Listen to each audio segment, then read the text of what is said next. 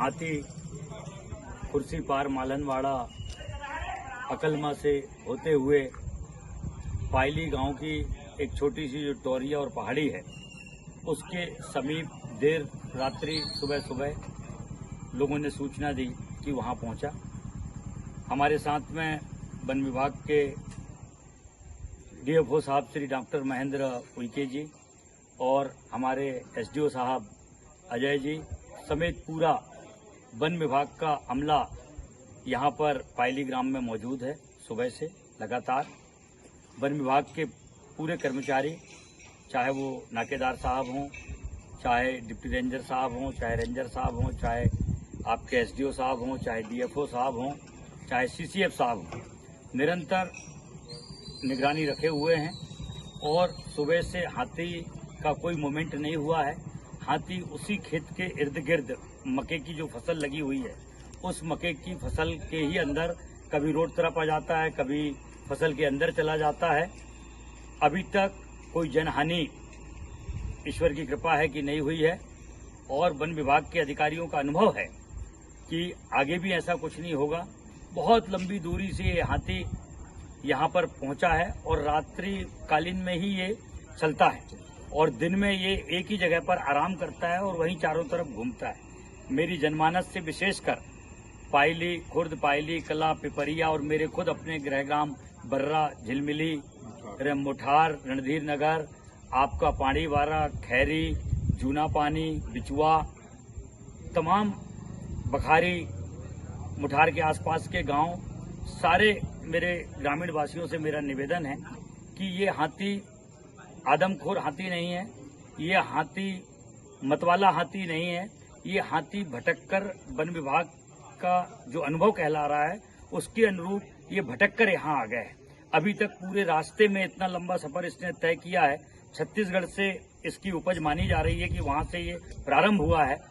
इसने अभी तक कोई जनहानि नहीं की है और फॉरेस्ट के डीएफओ साहब श्री डॉक्टर महेंद्र उइके जी और एसडीओ साहब अजय जी और हमारी जो संध्या मैडम, स्वाति मैडम जो हैं, इनके बताए अनुसार कल से पहले अकलमा की तरफ ये पाया गया था और आप देखिए कि इतना बड़ा जो हमारा भीमगढ़ जलाशय है उसको क्रॉस कर ये मालनवाड़ा और कुर्सी पार्क के किनारे लगा और फिर उसके बाद कल ही ये इतना लंबा चौड़ा पाट पानी के अंदर से तय करते हुए ये रणधीर नगर के आसपास निकलकर और ये पायली गांव की एक टोरिया है, अभी गांव तक नहीं आया है, टोरिया के पास ये दिन भर से स्टेब्लिश है, वहीं पर है।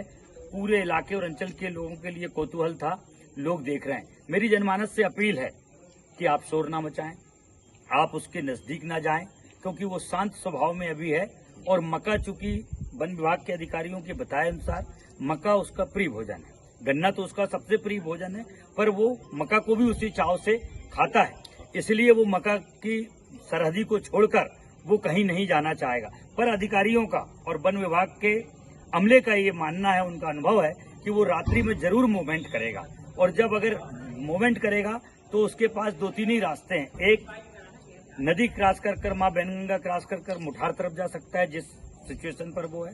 दूसरा डाइवर्ट वो झिलमिली, उमरिया, भर्रू टोला होते हुए हाईवे पे आ सकता है या फिर नदी की ओर जा सकता है जिस तरफ से वो आया था, या फिर हमारे गृहग्राम बर्रा के कॉर्नर से छोटा तालाब है यहाँ, वहां से क्रॉस करते हुए जूना पानी, पानी वाला खैरी के बैक साइड से खैरी टोला होते हुए इधर से भी गंगा जी क्रॉस कर वो हो सकता है कि जंगलों में जो हमारे बंजारी के जंगल है वहां तक जा सकता है। आपका ये मानना है कि वो रात्रि के समय पर एक लंबी दूरी तेजी से तय करता है। मेरी जनमानस से अपील है कि बहुत नजदीकी में ये गांव लगे हैं, अगर रात्रि में कोई व्यक्ति सूचना देता है कि हाथी यहाँ से गुजर रहा है या गांव के किनारे से गुजर रहा है तो मेरी अपील है कि आप धैर्य रखें। संबंधित वन विभाग के अधिकारी गश्त पर हैं, उनको सूचना दें और अगर अचानक गांव में प्रवेश करता है तो वन विभाग के अधिकारियों के द्वारा जो सीख दी गई है, जो उनने अनुभव में हमें बताया है कि अगर गांव के अंदर आता है तो आप मशाल का उपयोग करें और पीपा है, ढोल है, थाली हैं, ऐसे जो भी आपके आवाज वाले जो हैं उससे आवाज करें और मशाल जलाएं ताकि वो गांव के अंदर ना आए और वो जो अपने समय पर तो मकई अपने यहाँ बहुत आए थे, वो पुनः मक्का के खेत की ओर चला जाएगा। वो अभी उसने कोई जनता की जनहानि नहीं किया है। अभी तक कोई उसका ऐसा स्वरूप वन विभाग के द्वारा चिन्हित या इंगित नहीं है कि वो किसी पर हमला कर सकता है, या वो अपने हिसाब से वो विचरण कर रहा है। उसे अपने हिसाब से विचरण करने दें। वन विभाग का साफ कहना है, राजस्व विभाग का साफ कहना है, अगर हाथी से अगर किसान की नुकसानी होगी तो निश्चित रूप से वो नुकसानी राजस्व के द्वारा भरी जाएगी। वन विभाग उसमें पूरा सहयोग करेगा। अगर गांव की तरफ रात्रिकालीन या सुबह सुबह आता है या दिन में आता है तो आप आवाज कर उसको दूर से मूव कर सकते हैं। उसके पास किसी को भी जाने की जरूरत नहीं है। मेरी विशेषकर सभी लोगों से आग्रह है कि ये व्हाट्सएप, रील और फोटो के चक्कर में कोई बिल्कुल उसके समीप न जाए, क्योंकि वो महावत वाला हाथी नहीं है। वो छत्तीसगढ़ के जंगलों में रहने वाला वो हाथी है जो वन विभाग जो उसकी जांच कर रहा है उसमें जो उन्होंने पाया है। मेरी सभी इलाके के ग्रामीण जनों से, किसान बंधुओं से, सभी लोगों से विनम्र अपील है कि आप उसके पास ना जाएं। और अगर गांव में देर रात्रि भी सूचना मिलती है कि वो गांव के अंदर आ रहा है तो मशाल लेकर और टाठी या पीपा या और जो अन्य साधन है उससे आवाज करें, ताकि वो जंगलों की तरफ और मक्का के खेतों की तरफ मूव करेगा। और जरा सी कोई सूचना किसी को किसी गांव में मिलती है तो वो हमें भी सूचना दे। और वन विभाग के अधिकारी कर्मचारी यहीं पर तैनात हैं जहां पर अभी पायली की जो तोरिया है, जहां पर हाथी शाम तक अभी रात्रि तक है, उसी के चारों तरफ वन विभाग का पूरा अमला मैं दस्ता के यहाँ पर मौजूद है। उनको जरूर सूचना देवें। सबके नंबर उन्होंने पड़ोस के गांव के लोगों को दे रखे हैं, वरना मेरा नंबर तो आप सब इलाके के आसपास के लोगों के पास में है। तुरंत मुझे सूचना करें ताकि समय पर मैं पहुंचकर आपका सहयोग कर सकूं। सभी को बहुत बहुत धन्यवाद और सभी सावधान रहें, धैर्य बनाए रखें, यही मेरी आप सबसे अपील है।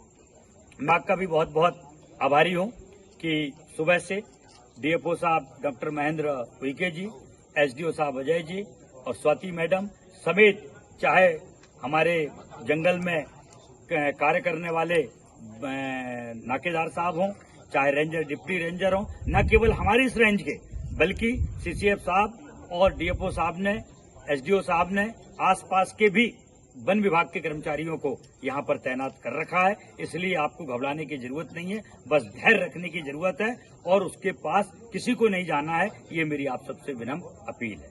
सभी को बहुत शुक्रिया।